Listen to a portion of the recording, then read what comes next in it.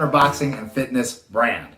I've gone from being a high school dropout, no college education, also having a chronic illness for many years, and really only having two jobs, one at a fast food restaurant, the other one at an ice cream shop. Gone from that to starting my own business and growing it to multiple six figures. And over the past 8 years that we've been in business, we've grown at about an average rate of 15 to 20% every single year.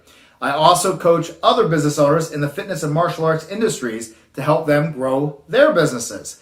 With today's video, I want to tell you about something that you're not going to hear a lot of people talk about. Specifically, if you're maybe not around certain individuals in the fitness and martial arts industries, you won't hear anything about this. If anything, I'm making this video at the end of 2020, you hear about the horrible blow and the closures and the lockdowns and the destruction of the industry. Well, I'm here to tell you something that is maybe going to sound contrary to all the news headlines you've heard, and that's that the industry is coming back, and it's coming back even stronger than before.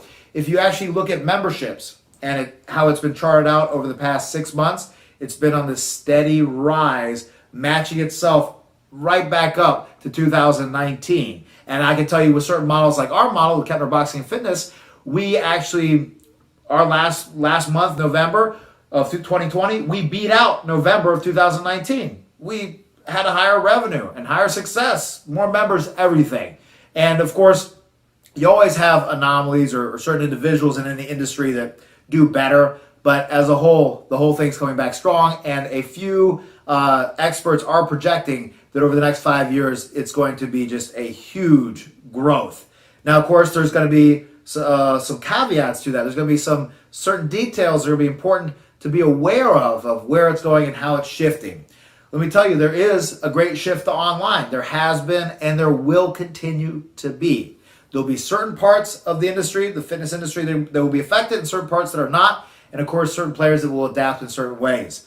A few things that I want you to keep in mind if you're thinking about maybe buying an existing business, starting your own business, or buying into a franchise, is that if it's specifically with the fitness boutique industry, if it's based around just a modality that's an equipment based. So for instance, like rower or treadmill or spin cycles. Yes, I love all those people. You guys are great. All those businesses and have had massive success and will continue to do so. I recommend them not jumping into that because there's a lot of competition, obviously. In the marketplace, there's a lot of competitors, which doesn't mean you shouldn't do it, but it's been inundated quite a bit.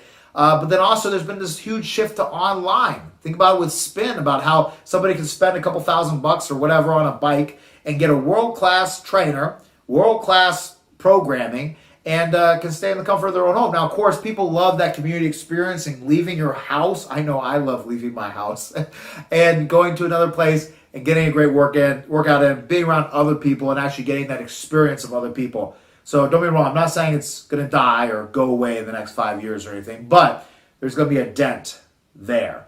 And now also think about as well, like I mentioned, with competition, if you're looking to start a business or maybe buy into a franchise, think about how many other competing brands you will have and do have if it's just based off a certain type of equipment. It also leads to sometimes less retention because it's all just based off of, like imagine if I made a fitness brand that's all based off of a medicine ball.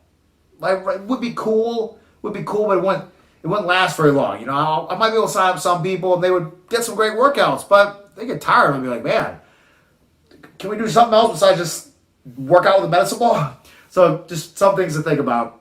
Hate me if you will for it, but that's my professional opinion on it. Now, the answer though to the challenges coming up, because remember the whole market is coming back, it's coming back strong. Because there's a lot of pent up demand. If you look at the demographics, you have millennials to be the highest consumers of gyms and fitness boutiques and all this, and they're just going to continue to earn more and more money. So there'll be more and more demand, and then they're going to influence the younger generations, and that trajectory is not going to change. What you need to watch out for, though, is make sure that whatever you're looking to get into, or people that have a business maybe molded in this way, is have something that's really proprietary and some type of learning experience, something that cannot be copied or mimicked with an online experience. So for instance, like with Keppner Boxing and Fitness, with our brand, we have a curriculum that's based off of over 100 years of boxing teaching and knowledge passed down from my father's mentor to him and then to me, that we've structured out with our coach university and everything else so that all of our coaches have all this knowledge and can give that to their students. And then also we built in a whole curriculum structure that helps people continue to progress, which leads to longer retention and et cetera, et cetera, et cetera. If you don't have something like that, then build something into the model. I suggest they'll help people engaged. Maybe it's partially an accountability play. That's something we have in our model. But then also some type of teaching and progression. It's like I have some people that I work with that they do have a strong teaching element to their workouts and to their programming, and I've seen it be a great success. And I believe that that's something that is not easily copied, obviously. Like, again, think about with, like, the kickboxing and boxing industries, right? The wonderful business models that are based off of just like bag workouts, right? Where it's an awesome, killer, high intensity workout, but it's primarily just you in a heavy bag. Those are going to really struggle, because think about how many people went out and bought a heavy bag, hung it up in their garage or whatever, or got a freestanding thing or whatever, and they can, again, there's a lot of great online workouts now with heavy bags where you have world-class trainers and coaches that produce great products, and people can just plug it up and get the same exact experience that you were giving them in that heavy bag class. So a lot of models that were just based purely off the heavy bag class, I say watch out over the next 5 years. It's going to be a challenge.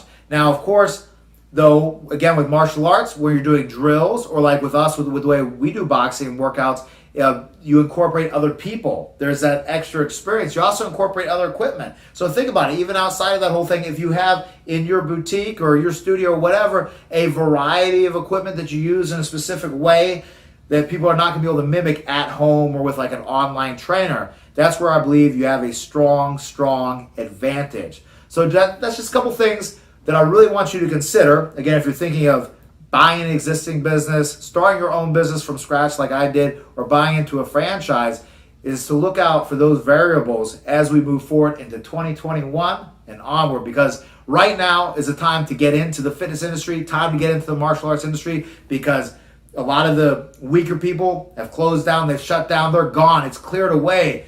It was getting so overheated. Now's the time. For instance, I was talking to people in the franchise world with real estate, and how at the beginning of this year in 2020, like January or so, how expensive commercial real estate was. I can't remember what percentage they told me it was inflated by, but it's like 50%. It's just insane.